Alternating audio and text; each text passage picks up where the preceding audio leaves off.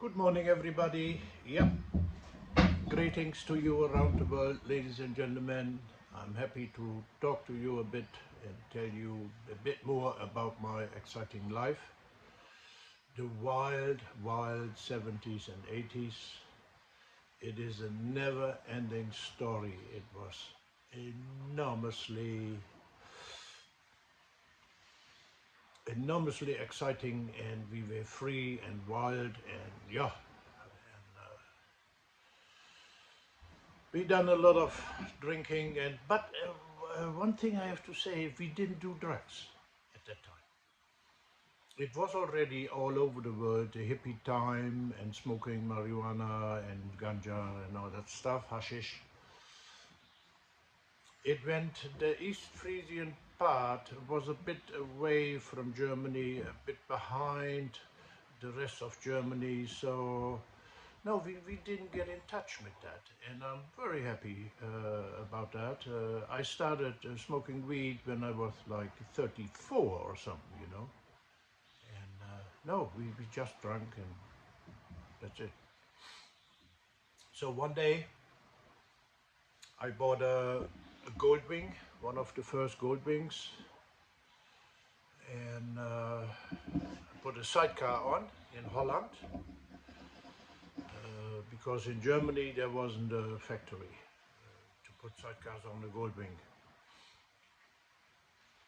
So that was all done in Holland, in the Netherlands, in Neder. Yeah, there was the factory. G, GML.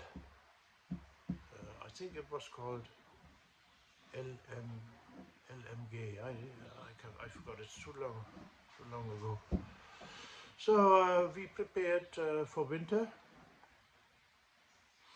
and we got 15 sol wheels in it from a small car, real car wheels, you know, and we shoot spikes in there so it can grab into the ice. And then I went to Norwegian in the deepest winter, and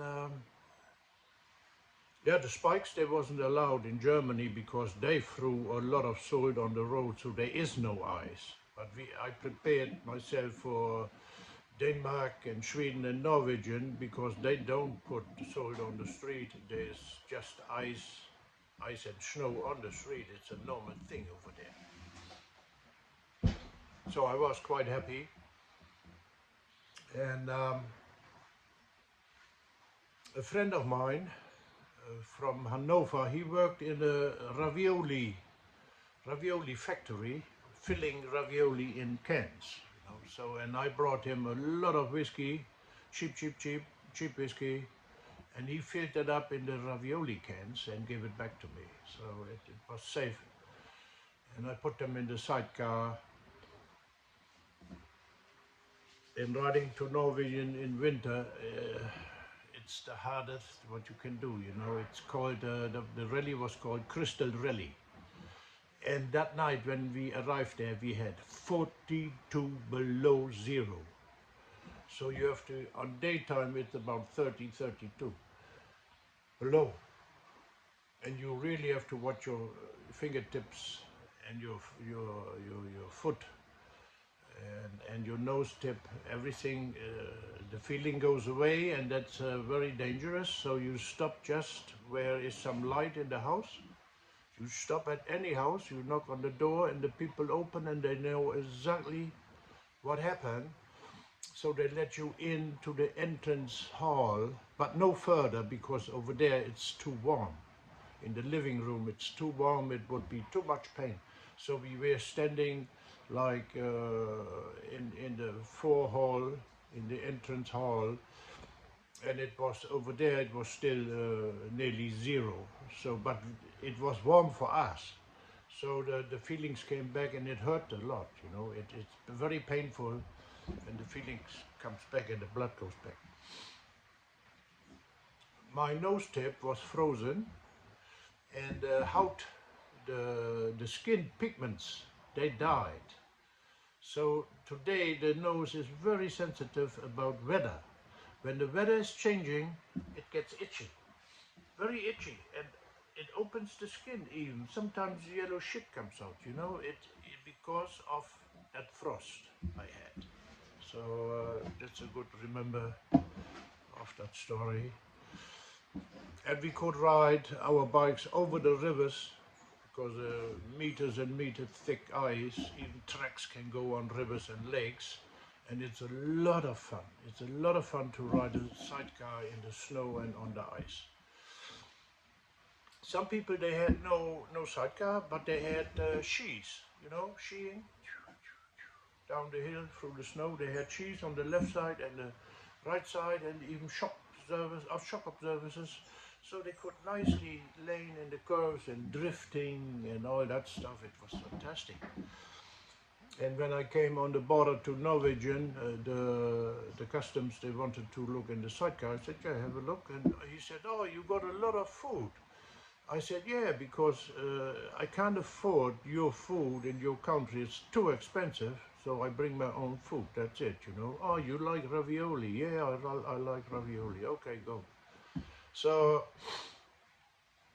I went to the petrol station, filling petrol up.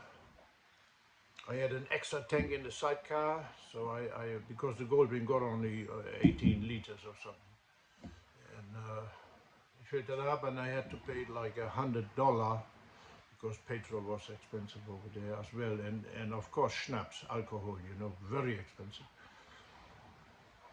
So I filled it up and I went to the station to pay, and yeah, it's 100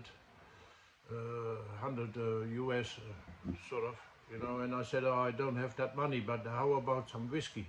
And he said, yeah, that's okay, give me some bottles of whiskey. So I gave him 4 ravioli cans. And I said, it's inside, you know? Yeah. Okay, no problem. Yeah. Well, and riding along to the Crystal Rally, people come from all over Europe. Only the best of the best, the hardest, they can take the cold, you know. But it was so cold, we had to put the oil off the engine, and we have to take the battery out in our room. Otherwise, the bike, the motor wouldn't start again. It's that cold, it was enormously. So, and I sold all my ravioli cans to all the people, and I made a lot of money on that. I brought more money home than I came with, you know, so it was good. And they were all drinking my whiskey. It was fantastic.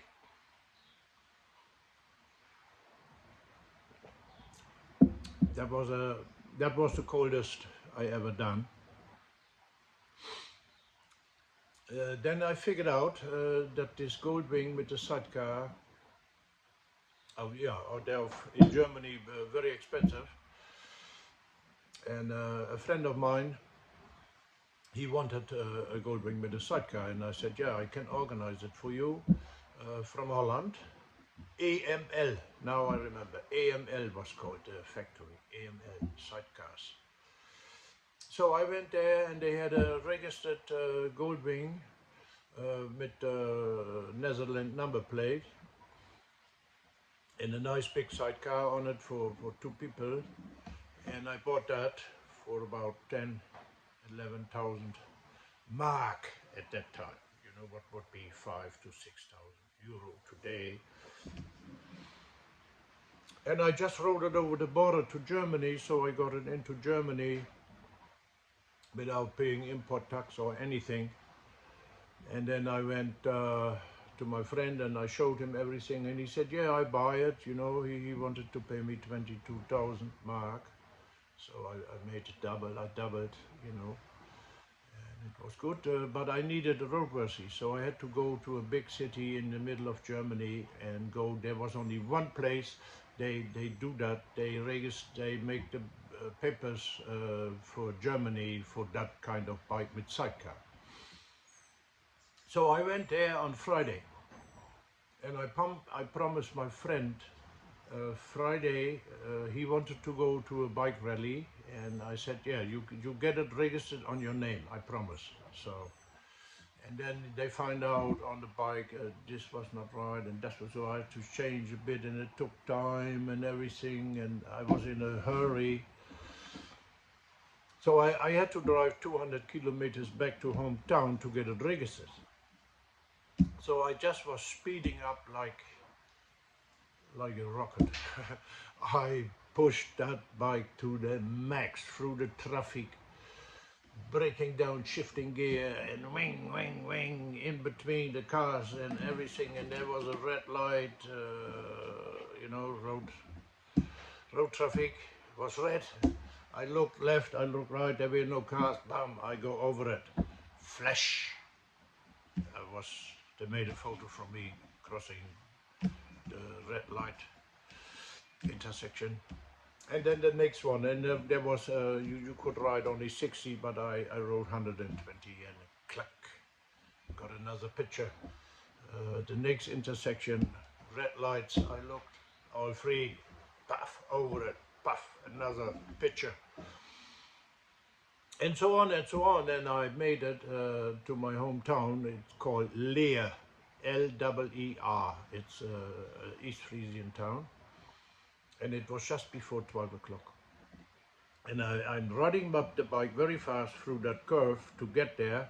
And in the middle of that, the police was standing and waiting for me, because I'd done, I think, 7 times crossing by at red light, the intersection.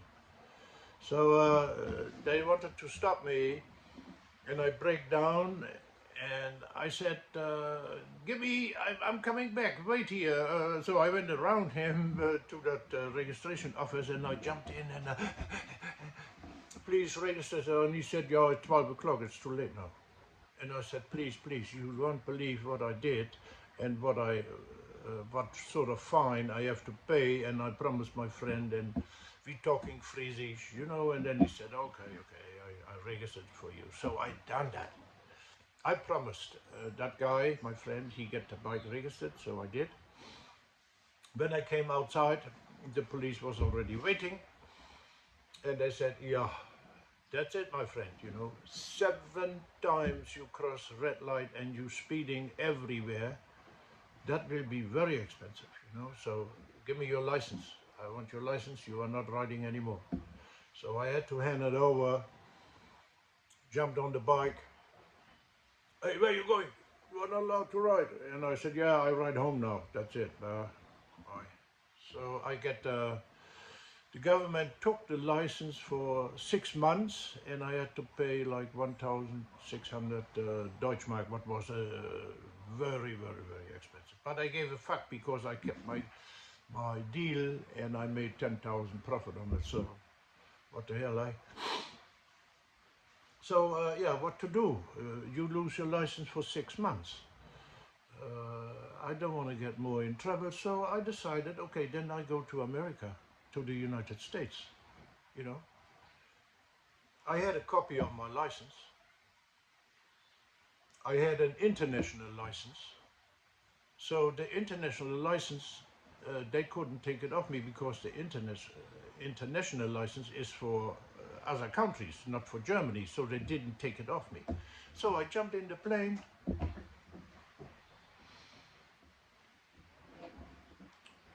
and got my 650 Yamaha with Kadan XJ 650 Yamaha. They run forever. 4-cylinder, they run forever. They don't break down. You don't need maintenance much. And I met a girl in Germany. Her name was Gila. And we were friends, and Gila was a real motorcycle enthusiast. She could repair everything herself. She did scared to get dirty hands and stuff like that. She was a real biker girl, and I told her I'm going to Canada. Yeah, to Canada, not the States, to Canada. And she said, oh, how about I come along? And I said, yeah, no problem, but let's do this. We don't need know each other that much. We will have both the same bikes, so we need only a certain amount of spares. And you take all your gear as when you traveling alone. So you got all your shit, I got my shit, and when something goes wrong with us, when it doesn't work together, we can split up. Yeah, no problem. So we went to Toronto. That was an airplane called Ward Air, and they made a special offer for bikers from Europe.